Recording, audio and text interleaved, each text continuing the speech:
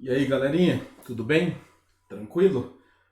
A gente vai para a última parte então das revoluções industriais, tá? Essa até é um questionamento se existe mesmo uma quarta revolução industrial ou não, tá? Então esse tema ele estaria relacionado com economia, com industrialização, com atualidades, tá bom? Tudo isso. Pode ser tema de redação também? Pode muito, né? Eu sei que deve estar todo mundo meio desanimadinho, né? Deu uma esfriadinha esses dias. Nesse exato momento aqui, uma garoinha fininha, né? Mas não desanima não. Qualquer coisa, bota uma música aí top pra você ouvir, dar uma acordada, né? Por exemplo, eu indico uma, Another One Bites the Dust, do Queen. Sensacional. Dá uma escutadinha e tal. Eu gosto, por exemplo, de fazer algumas coisas ouvindo música, mas tem que ser baixinho para não quebrar seu raciocínio, tá? Mas enfim, arruma alguma forma aí, dá uma animada, dá uma acordada, né? Dica coach. Então, bora lá. A gente vai então comentar sobre a chamada quarta revolução industrial. A primeira coisa então para você pensar é exatamente como existe mesmo uma quarta revolução industrial? De onde tiraram isso, né? Tipo assim, será que eu estou vivendo ela e não estou percebendo? Então, acontece o seguinte, ó.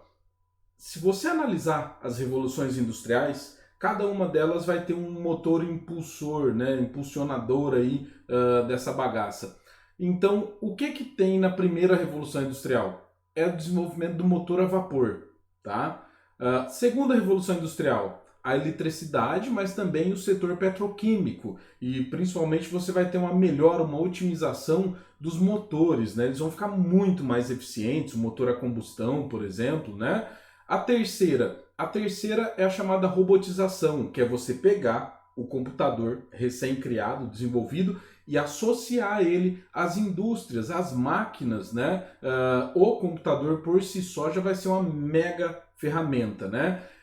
E principalmente a gente vai ter isso ocorrendo na década de 70 em diante, né, sendo intensificado. Por exemplo, em 1970, aqui no Brasil, o computador, nada. Pode jogar aqui para o Brasil para 1990, né? Por quê? Porque a gente está atrasado. Mas se você for comparar o nosso atraso em relação aos países desenvolvidos, ele vem diminuindo. Por isso que nós somos emergentes. A gente está praticamente acompanhando a quarta revolução industrial, né? Algumas coisas que eu vou falar você vai ver que você já conhece, já ouviu falar, tem contato, e algumas outras não, é meio que aquele mistério, né? Fala, nossa, quando vai chegar aqui no Brasil? Esse que é o problema de não criar tecnologia. Então, a quarta revolução industrial seria principalmente relacionada à inteligência na internet e principalmente à comunicação entre os aparelhos, né? Então, digamos assim, ó, que você acaba só sentindo os resultados. Você não vai influenciar tanto nos resultados, né? Como seria você trabalhar em uma fábrica, por exemplo. Né? Então, cada vez mais, os produtos da internet, nossos aparelhos, tudo que a gente compra, eles servem para facilitar a nossa vida, né? E principalmente para nos apoiar no seu desenvolvimento. Então, uma outra característica é que a gente vai ter essa quarta revolução industrial ocorrendo de modo intenso nas chamadas cidades globais. E é até interessante para que você entenda melhor o significado de cidade global. A cidade global é onde a globalização ocorre. Vazio, né? Como assim? Bom, por exemplo, você vai ter os melhores e maiores níveis de internet, de conexão com outras cidades, né? Então, por exemplo, aqui no Brasil, quem vive, quem mora em São Paulo, ele, digamos assim, ó, ele vive um pouquinho adiante que nós, dentro da evolução tecnológica e tudo mais, né? Coisas que algumas pessoas tipo, não conhecem mais ou menos em Marília ou aqui na região, no interior de São Paulo. No restante do Brasil é pior ainda, tá? É mais atrasado ainda. Em São Paulo se domina muito bem, tá bom? Então, o que, que nós teremos? Essas cidades, como é o caso de São Paulo, Nova York, os países desenvolvidos eles estão praticamente todos inseridos, né? Então, o que, que seria isso? É exatamente o acesso à tecnologia. É essa tecnologia de ponta que vai estar, então, modificando toda essa realidade, toda a nossa atualidade. E isso vai estar presente nos pontos, nos locais de globalização. Ou seja, a África está inclusa? Olha, infelizmente não, né? A gente pode falar que talvez a África do Sul, uma ou duas cidades do Egito tenham um contato assim mais intenso, né? Mas de modo geral, não, né? Ela não está dentro, beleza?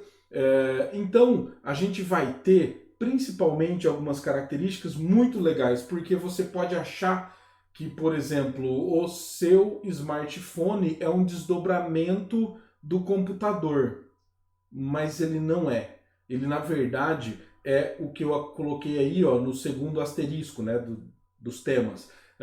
Ele é exatamente um encontro. Cadê? Aqui, ó. Ele é um encontro dos desdobramentos. Como assim? Bom, a gente tem, lembra o Tijorola, né, aquele celular imenso e tudo mais? Ele é um desdobramento, uma evolução do telefone, né? E também a junção ali com o computador. Né? Por quê? Porque ele vai processar uma série de dados, ele vai fazer um monte de coisa, tem um joguinho da cobrinha, né? Agora, o nosso é muito mais que isso, né? O nosso, você pode jogar aí dentro dele, ó, um computador, um telefone, uma televisão, o acesso à internet, tudo, né? E com os aplicativos, então, nossa senhora, fica muito, muito além. E o que é interessante é que a gente vai ter na terceira revolução industrial, alguns polos de tecnologia, né? Por isso é mundo multipolar. O mundo bipolar tinha dois polos, Estados Unidos e União Soviética. A União Soviética se dissolve, sobra os Estados Unidos. Então deveria ser mundo monopolar, unipolar, né? Mas não, a gente tem um mundo multipolar atualmente. Por que que nós temos um mundo multipolar? Bom, porque a nossa economia globalizada, distribuída em blocos econômicos, ela consegue notar o seguinte: se você tem só um polo, só os Estados Unidos, isso seria menos eficiente do que trazer mais polos. Então, na verdade, a gente tem como se fosse uma divisão ali de características, né? A gente vai ter, por exemplo, ó, a nanotecnologia. Nanotecnologia vem do terciário moderno, prestação de serviço moderno, né? Ou seja, são os três pontos aí, ó, que mais geram evolução atualmente, né? A gente tem outras evoluções no ramo da física, enfim, só que a nanotecnologia, a telemática e a biotecnologia estão muito adiante, né? A quantidade de descobertas que ocorrem em ritmo frenético aí é absurdo. Então, o que vai acontecer? Na terceira revolução industrial, tá? Então pensa assim, ó, década de 70 até 90, começo dos anos 2000, por aí, a gente conseguia separar bonitinho três polos no nosso planeta. A gente tinha o Japão, que era principalmente o ponto, o polo da robótica. Só que o Japão, ele digievoluiu, né? Com todo trocadilho aí. Mas ele virou a nanotecnologia. Então, a nanotecnologia é exatamente a tecnologia microscópica, né? Para desenvolver, por exemplo, microprocessadores e coisas do tipo. Só por isso que a gente consegue ter um celular que tem tudo que um computador tem na palma da sua mão, né? Tipo, fininho, levinho, né? Que acabou virando uma ferramenta essencial na nossa vida. A gente tem, por exemplo, o setor de informática. O setor de informática era domínio dos Estados Unidos, né? Só que ele evoluiu também, né? Ele virou a chamada telemática. O que é telemática? É telefonia com informática. É basicamente os smartphones, né? Mas não abandona a informática, né? Ou seja, os Estados Unidos eram o polo da informática. E daí hoje ele continua? Sim, ele continua. A grosso modo ele continua, né? Inquestionável. Mas ele evoluiu, não é só mais a informática. Pense só uma coisa aqui comigo, ó. Quantas atualizações você tem para o seu computador e quantas você tem para o seu celular, né? Quais as inovações são lançadas para o computador e quais são lançadas para o celular. Meu, você nem precisa de pesquisar nem de fazer nada, você sabe que do celular é muito mais. Se tem muito mais evolução, quer dizer que ele é o caminho, né? Ou seja, em pouco tempo a gente não vai usar notebook, computador? Bom, a gente até pode usar, só que boa parte das funções vai ser feita exatamente no celular, né? No celular, tablet, qualquer coisa do tipo. Então, o celular está ditando o rumo, né? Nem bem celular, smartphone, que é para ser mais preciso, beleza? Então, os Estados Unidos que vão dominar essa parte. E a gente bem pode ver que está sendo até questionado, né? Tipo assim, que nem o iPhone, não sei, né? Tipo, prefiro o Samsung. Então, o Samsung já não é norte-americano. Ou seja, a nossa quarta revolução industrial, ela é cheia de mudanças. E tipo assim, uma cagada que uma empresa fizer, ela desaparece, outra toma o lugar e já era, né? Vamos pensar nas chinesas tomando conta de tudo, né? Com configurações aí de celulares e tudo mais que são absurdas e mais baratas, né? Ou seja, tá bem atrás, tá colado, né? Tá colado. E a biotecnologia. A biotecnologia, no começo da terceira revolução industrial, ela é exatamente o setor dos fármacos. E os fármacos então evoluíram de tal forma que a gente chegou à ideia da clonagem e tudo mais. Ou seja, a biotecnologia é a evolução aí dos fármacos e tal, e ela era, né, um campo de domínio da Alemanha. Então diversos laboratórios e tudo mais eram sediados ali na Alemanha, e a gente viu, principalmente com aquela mudança, né, da multinacional para transnacional, é que essas empresas elas perderam o umbiguinho enterrado ali na terra, né? Elas não têm mais uma, tipo, ali é a central de comando, é o coração, tipo, da Coca-Cola. Não, não tem dessa não. Tipo, cada uma é uma, né? Elas têm a conexão, só que não é mais dessa forma tão intensa. Se alguém tretar com os caras, tipo assim, lá na sede, lá nos Estados Unidos, eles falam, beleza, vamos transferir nossa sede? Vamos, bora, né? Tipo, não dá nada, é rapidão. Às vezes os caras arrumam até mais praticidade em outros países, beleza? Mas bora lá então, ó. Isso aqui é quanto a nanotecnologia. Para nanotecnologia, a gente tem diversas áreas que podem evoluir, né? Esse caso aí, ó, é exemplo de tecido. Tá? Você pode ter então um tecido que é repelente à água, que pode ter displays digitais, né? Sensores, já pensou? Tipo, como é que está meu batimento cardíaco, sei lá, quantos passos eu dei hoje e tudo mais. Isso aí vai deixar de ser função, sei lá, do smartwatch, né? Controle de bactérias, odor. Meu, você já pensou? Você está usando uma roupa, daí chega uma pessoa com a roupa igual a sua. Fala, mano, pelo amor de Deus, espera aí que eu vou trocar de roupa, né? Só que não muda de cor, pelo menos, né? E sim, isso é o caminho, é essa a ideia. Isso é uma das características, né? Já pensou, tipo assim, você comprar uma roupa que, tipo, ela pode exalar um perfume? Ou então vários, né? Peraí que eu vou trocar, não tô gostando desse cheiro hoje, não. Ou seja, tudo isso sim faz parte da nossa realidade da quarta revolução industrial. Fala, mas eu não tenho isso, eu não sei onde eu compro. Calma, calma, eles ainda estão fazendo diversos estudos, né? Só que sim, já existe, tá? Uma outra ideia é a nanotecnologia para o combate de doenças, né? Você já pensou se você conseguisse fazer mecanismos para atacar um vírus como o coronavírus, tipo assim, individualmente? Né? Porque falando, mas não dá nem para ver o coronavírus. É nanotecnologia, né? Então, aqui mais um exemplo de tecido, né? Então, esse é o caminho da nanotecnologia. E essa imagem, olha só, é a cabeça de um palito de fósforo e tem dois microprocessadores aí nela. Minha nossa, queria eu um celular com uns par desses aí, né? Então, essa é a ideia dos caras. Você diminuir tudo ao extremo, ao ponto de você ter, por exemplo, roupas, e nesse caso seria tipo para um atleta e tudo mais, que ajudem no desempenho, ou então que monitorem, que recebam dados, né? Ou seja, uma evolução imensa ainda por vir. Esse aí é da telemática, né? A telemática, as telas curvas aí já não são mais novidades, né? Só que você bem pode ver que são telas que dobram, né? Beleza, falei, então dobrar a tela, tranquilo. Do que você está falando? Não, estou falando para você, tipo, igual o seu papel mesmo, ser maleável, né? Agora, nesse caso aí, você bem pode ver, ó, que isso aí é um produto que ele tem, tipo, os lugares para você dobrar, ele fecha aqui no braço e tal.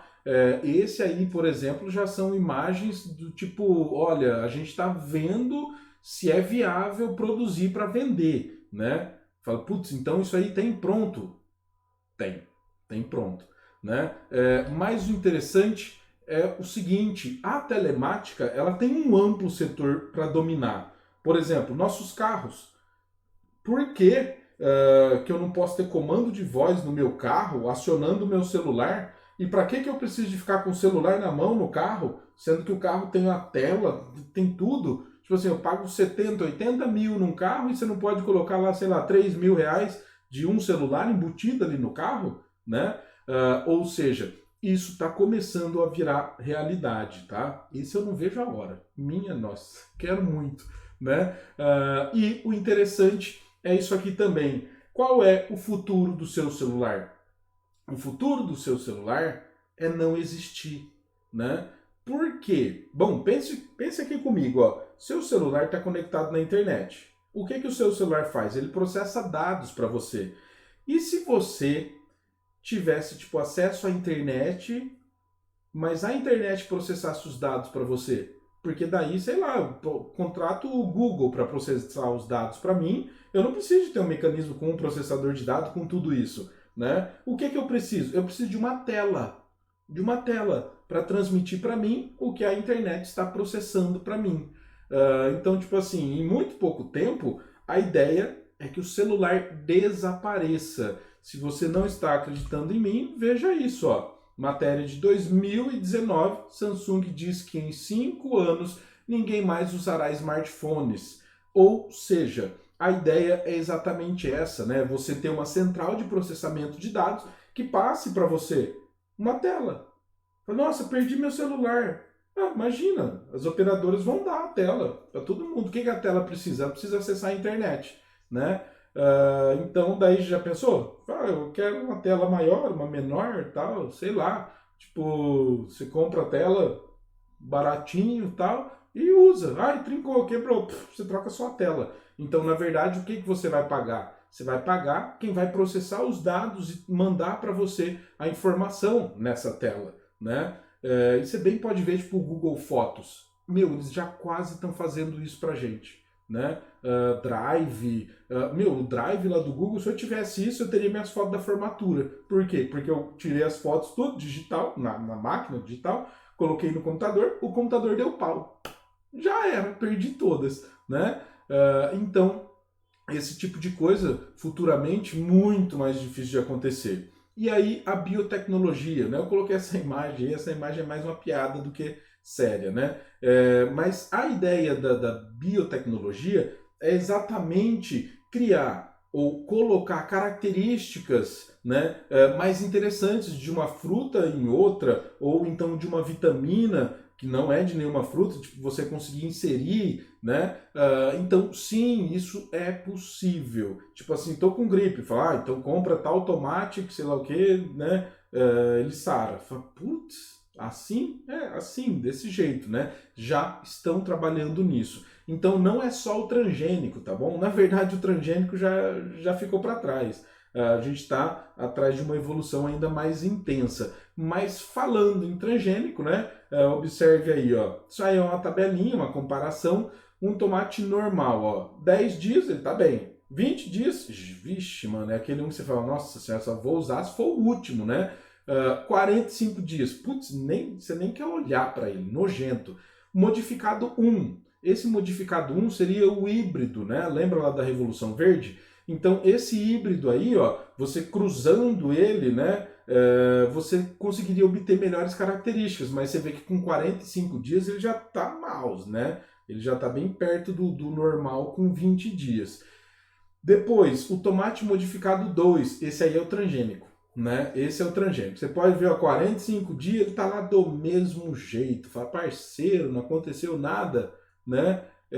Então, essa a melhora que vem sendo trabalhada e que vem sendo pensada. e daí eu coloquei uma outra imagem, né, porque eu achei ela bem bonitinha, é uma coisa basicamente real. O transgênico ele consegue ter algumas características que, por exemplo, o bigatinho, essas coisas, tudo, eles não vão nele, né? Eles não vão. Eu não sei o que eles trocaram e tudo mais. Tipo, sei lá, os bichos olham para ele e não reconhecem ele como, sei lá, como uma maçã. E daí, por exemplo, quando você vai no mercado, acho que couve-flor é o melhor exemplo. Você olha a couve-flor, tem bigato. Você fala, ixi, mano, bigato. Não, não. Fala, ô, bigato, vem esse, né? Esse aqui é orgânico, esse aqui é de verdade. Ou seja, essa é uma das questões. Tipo, por que a gente questiona tanto os transgênicos? Bom, porque eles fizeram.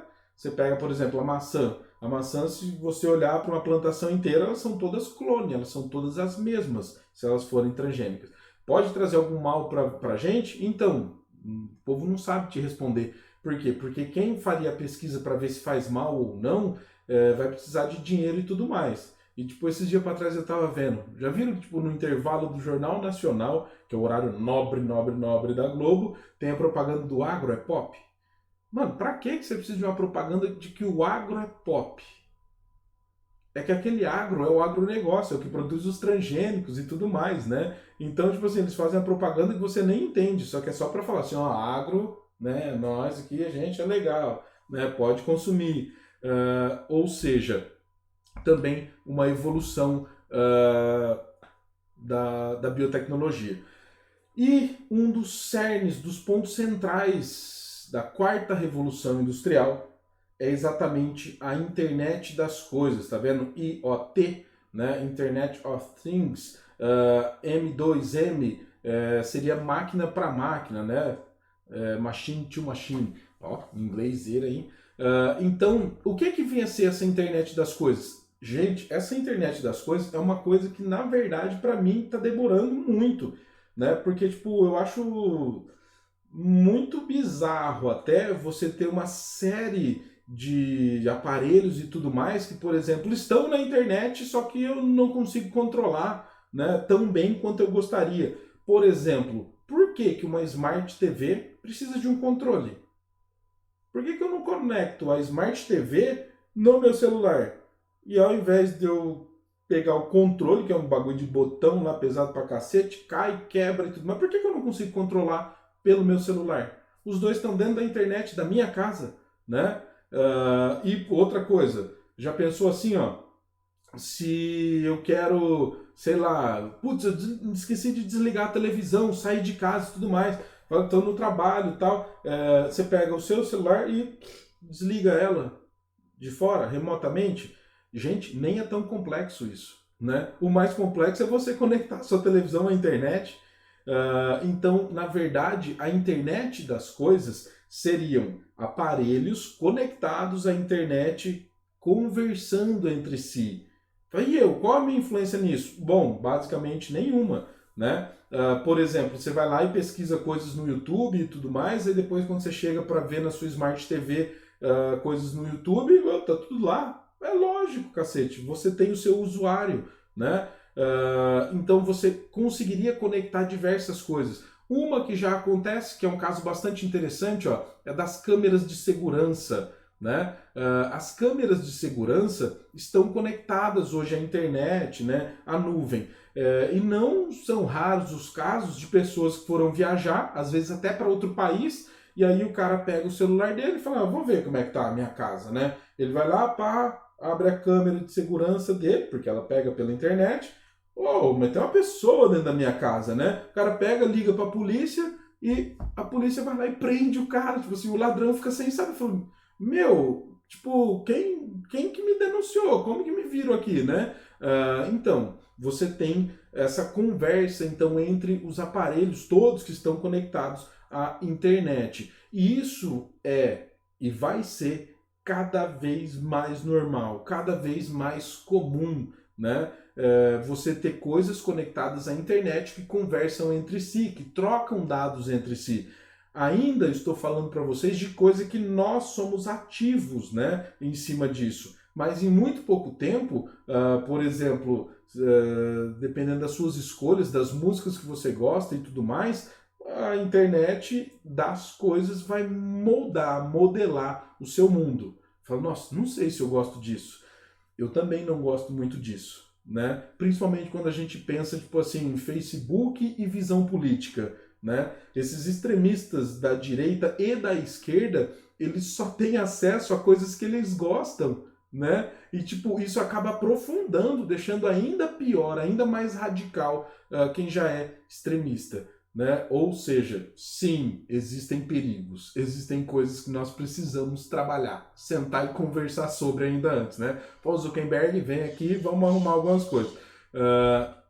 E daí a gente tem também a questão de conexão, né? Porque simplesmente esse Big Data, que é uma imensa quantidade de dados que são coletados de nós, para fazer essas coisas. Por exemplo, essa de orientar quais vídeos vão aparecer para você no Facebook. Ah, eu pesquisei, sei lá, eu falei mamadeira perto do meu celular, depois abri o Facebook e tinha lá propaganda de mamadeira para eu comprar. Você que pensa que não, mas isso acontece, tá? Isso acontece muito. Por quê? Gente, o seu celular não está desligado. Tipo assim, me mostra a previsão do tempo. Só porque eu queria que funcionasse agora não vai funcionar. Porque ele me mostra a previsão do tempo. Ah, se fuder. Mas o meu mostra, tipo, você tem. Ele tá com o microfone ligado, ele tá processando todos os dados. Como que você dá uma ordem de voz para ele e ele responde? Sendo que ele não tá desbloqueado nem nada, né? Então, logicamente que esses dados são cruzados em imensa quantidade. Por isso, Big Data. Eu tô falando data porque falar data em inglês é muito ruim, tá? Me perdoem. Mas eu não vou tentar travar minha língua aqui à toa. A gente tem também, então, um crescente acesso à internet. Olha isso aqui, usuários de celular. Em 2018, no Brasil, a gente tinha 169,7 milhões, né?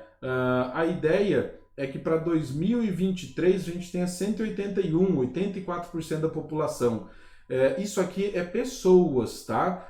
Pessoas que usam, porque se a gente pegar o número de celulares, a gente já tem mais celular conectado à internet do que pessoas no Brasil. Eu estou falando de smartphones, tá? Tipo, não conta aqueles tipo de empresa que é só para conversar. Não, smartphone, beleza? A gente vai ter também outros aparelhos móveis conectados, né? Então aqui no Brasil a gente já tem uma ampliação bastante grande, né? Até na própria perspectiva. E essa aqui, pelo amor de Deus, precisa aumentar urgentemente, que é a velocidade de acesso à internet, né? Ou seja, a quantidade de dados que nós podemos utilizar da internet, né? Essa aqui é a imagem, a ideia, então, é que, se não me engano, acho que é 2007. Acho que 2007 a gente já tinha mais aparelhos conectados à internet do que pessoas no mundo. E a previsão é que para 2020, tá? Isso aqui é previsão, a gente ainda não tem os dados ainda, que a gente atingisse então 50 bilhões. E aí não de pessoas, tá? Mas de aparelhos conectados à internet. Por isso que a internet das coisas é sim uma realidade muito latente, é uma coisa muito palpável, beleza? E daí, para a gente ter mais uma ideia, deixa eu só voltar aqui, né? Essa é a ideia da computação em nuvem. O que vem a ser essa computação em nuvem? Bom, a computação em nuvem é exatamente o que eu havia dito para você. Por que o celular pode vir a desaparecer? Porque você faz tudo na nuvem. Ou seja, sim, você tem lá os bancos de dados, né? Os chamados aqui, motores de execução e tudo mais, que vão processar todos esses dados e vão mandar para você, né? Então você não vai precisar mais de um celular com processador e tudo mais. Boa parte disso já vem sendo desenvolvida, já vem sendo feita, né? E a computação na nuvem é exatamente isso. Tipo, o seu Drive, aquele Google Fotos e tudo mais, são exemplos muito bonitinhos disso, que a gente já tem, que a gente já usa, né? Uma outra coisa, tipo assim, que, meu, às vezes me deixa até incomodado, aqueles bagulho, já viram as pastas de reconhecimento facial? Tipo assim, tem foto minha selecionada lá, tal, tem coisas que eu nem lembro, tem foto que eu nem lembro que eu tinha tirado, eu entro lá no meu mesmo e me vejo e falo, minha, nossa, gente, quando foi isso? O que aconteceu? Né? Então, isso é uma realidade. E pense isso não só no seu celular, mas também nas indústrias, nas empresas, né?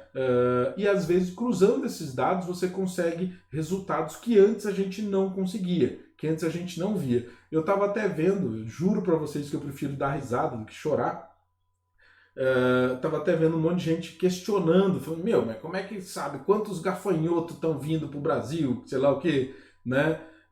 Bom, esse tipo de computação e tudo mais é o que resulta, é o que ajuda em tudo isso. É igual fazer conta, né? Nem precisa ser uma computação tão complexa, né? É você pegar, tipo assim, quantos gafanhotos tem por metro quadrado e daí você vê qual é a área da nuvem de gafanhoto e fala quantos tem, né?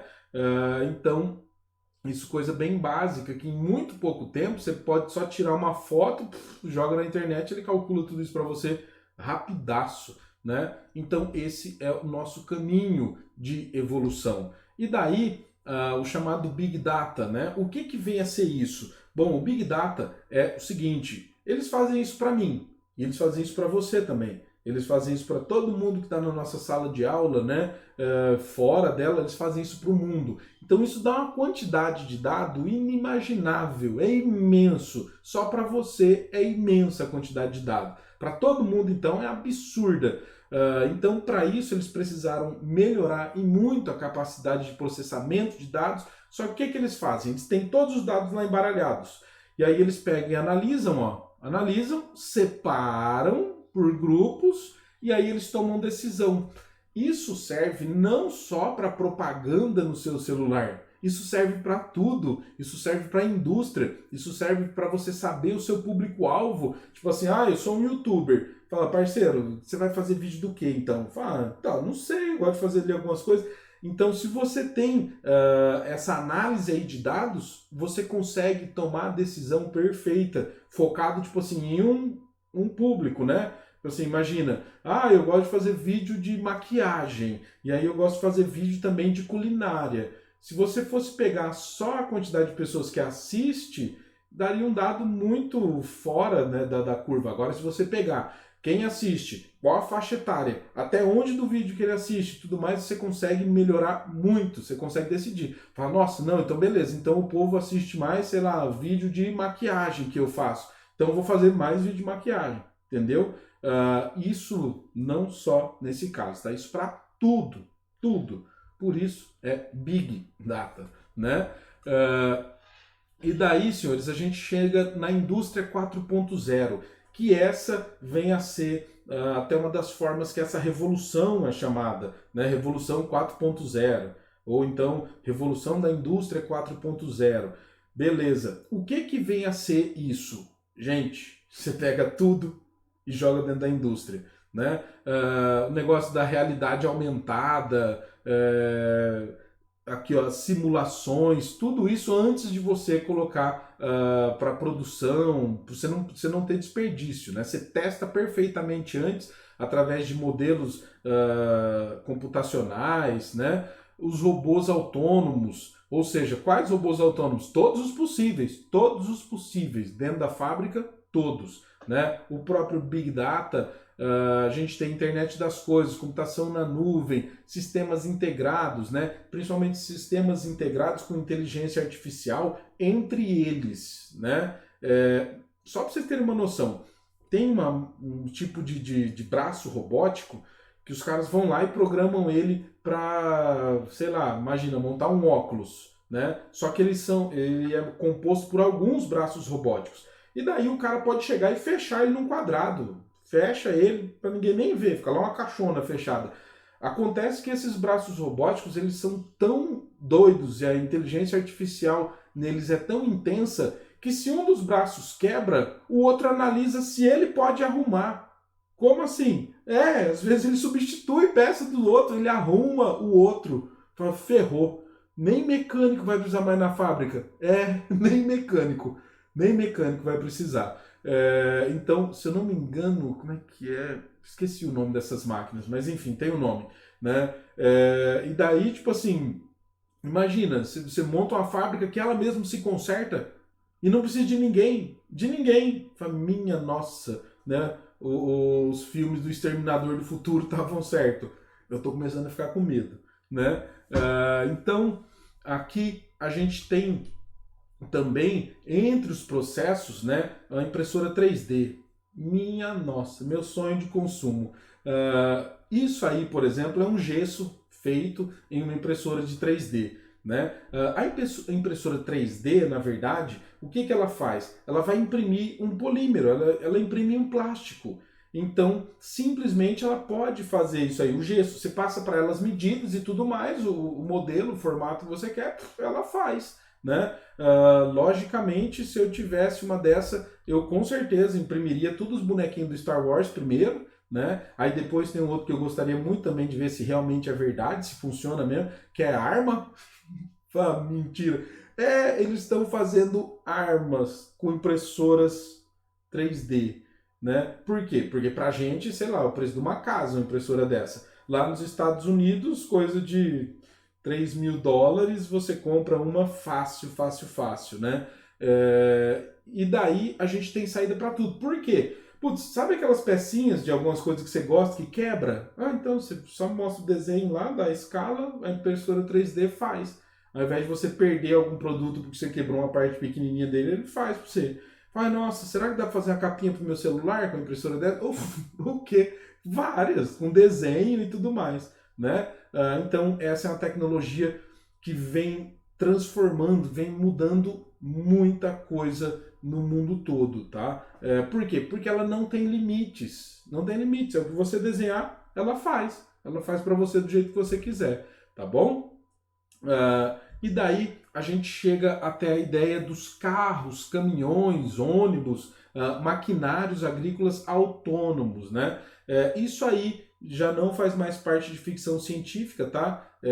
A única coisa que está errada nessa foto é que a menina está com o braço fora do cinto de segurança, mas ela tá sim dentro da nossa realidade, né? Os carros autônomos sim já são reais. Nos Estados Unidos tem vários, os Tesla, né? Estão lá atuando constantemente. Falam, nossa, então quer dizer que eu poderia. Nossa, tô com baita sono, mano. Sabe o que eu vou fazer? Acho que eu vou pra praia agora. Só entro dentro do carro, durmo e acordo lá. Se a distância der, se o combustível não acabar, a maioria deles é elétrico, né? Sim, você poderia fazer isso. Você fala, meu, vou dormindo? Põe lá o sem parar, né? E segue, vai embora. Nos Estados Unidos, uma coisa que é notável é que eles compararam os dados de pessoas que dirigiam carro e pessoas que têm carros autônomos. O resultado foi simples assim, ó. As pessoas batem o carro muito mais do que o carro autônomo. Então ele é melhor que a gente para dirigir? Sim, Isso aí é um caminhão, né? Esse caminhão, você pode ver, ele não tem lugar para uma pessoa entrar para dirigir. Simples assim, as nossas máquinas agrícolas no futuro também serão assim. Mas como é que eu vou controlar isso aí? Putz, celular, tem GPS para tudo quanto é lugar. Esse caminhão aí tem sensor de movimento para todos os lados, né? Então é uma realidade já acessível. Esse caminhão aí, ele está trabalhando, tá? Ele não está largado aí no meio do nada, não. O cara tirou uma foto dele trabalhando, tipo, ele está andando, né? E daí a gente chega à chamada computação quântica, né? Ou processadores quânticos. Esse aqui, ó, é uma imagem do processador quântico do Google, que é o seguinte: a física quântica, tipo assim, para ela tanto fez, tanto faz. Você pensar que você é um aglomerado de átomos ou então que seus átomos estão soltos. Ou do nada, sei lá, você vai se desfazer, se dissolver. E isso quer dizer o seguinte, ó, no seu computador atual, no seu celular, tudo é feito através de matriz, 0 ou 1. Né? Então ele vai lá e decide esses valores, aí ele coloca, por exemplo, cada pixelzinho é uma cor e tal, definido por uma matriz. Nesse processador aí, ele usa algumas ideias, né, que são quânticas, ou seja, na matriz dele, o número pode ser 0 ou 1. E também, ao mesmo tempo, o 1 pode ser 0. Né? E o 0 também pode ser 1. Minha nossa, aí complicou mais. Não, na verdade não. Porque ele acaba eliminando algumas ideias, então ele toma diversos atalhos. Né? Isso faz com que esse tipo de processador aí, não me pergunte como esse negócio funciona, porque não dá para ter ideia. Sim, vou colocar outra imagem para você ficar mais relaxado. Ó, tá vendo? Esse aí é ele fechado. Né? Esse aí é do Google. Então, pro processador, ele toma diversos atalhos que faz com que ele consiga calcular tudo muito, muito mais rápido que um computador convencional. Então, se eu pegar um supercomputador normal e colocar ele para fazer dados complexos, matemáticos, físicos, alguns ficam anos fazendo esses cálculos. E daí eles pegaram um cálculo, né, desses aí que demoraria tipo uns 4 anos para um supercomputador convencional, com processador convencional fazer, e jogaram para um supercomputador desse fazer. Resultado disso, umas 4 horas ele acabou o cálculo. Então, isso cria para a gente um novo horizonte, uma nova ideia de velocidade de processamentos de dados. Né? Então, o que eu falei para vocês, se você precisar de uma tela só para fazer tudo, é cada vez mais próximo da realidade. Beleza? E daí a gente chega até a ideia do desemprego estrutural, que na verdade ele vai passar por uma evolução muito grande, que é o chamado darwinismo tecnológico. Né? Se o desemprego estrutural é desaparecer com diversas funções, como por exemplo, você já parou para pensar que você vai em um restaurante, usa o Wi-Fi do restaurante, mesmo assim vem um garçom te atender? E se você tivesse acesso ao menu do restaurante pelo seu celular, ou do bar, tanto fez, tanto faz, e você mandasse, tipo, sei lá, um WhatsApp pro cara. Alô, parceiro, manda aí pra mim uma macarronada, né? Um bife à parmegiana. Não tem como você errar o seu pedido. O garçom erraria, né? Então, funções como essa, de atendentes, estão fadadas a desaparecerem, né? E o darwinismo tecnológico é exatamente aquela coisa. Para que você esteja inserido na quarta revolução industrial, você vai precisar acompanhar ou então evoluir junto com essas tecnologias. Então, cá entre nós, aqui mesmo no Brasil, diversas regiões com pessoas que ainda são analfabetas e tudo mais, a quarta revolução industrial, eles nem vão ficar sabendo o que é, né? Então, digamos assim, se você não evoluir para isso, você está fora, sacado, né? E detalhezinho então para vocês, o que fica assim de ponto central de tudo isso? Bom, continue mesmo estudando. Não existe caminho bom, fácil, para quem não estudar demais. Né? Em muito pouco tempo, ter mestrado vai ser uma coisa trivial. Né? O negócio vai ser doutorado, PhD. Por quê? Porque ou você é essencial, ou o seu trabalho do dia para a noite pode ser substituído. Né? Então, logicamente, que esse é o caminho da quarta revolução industrial. Ou você é crucial, criador de inovações, ou você, sei lá, faz algum trabalho que a máquina seja muito cara para se comprar, daí eles deixam lá você. Até o dia que o cara compra a máquina e você é demitido, né? Então, senhores, é bem isso aí. Coloquei essa imagenzinha só para demonstrar que agora a gente tem, na verdade, uma integração entre homem e tecnologia, e principalmente a tecnologia aí da informática, né?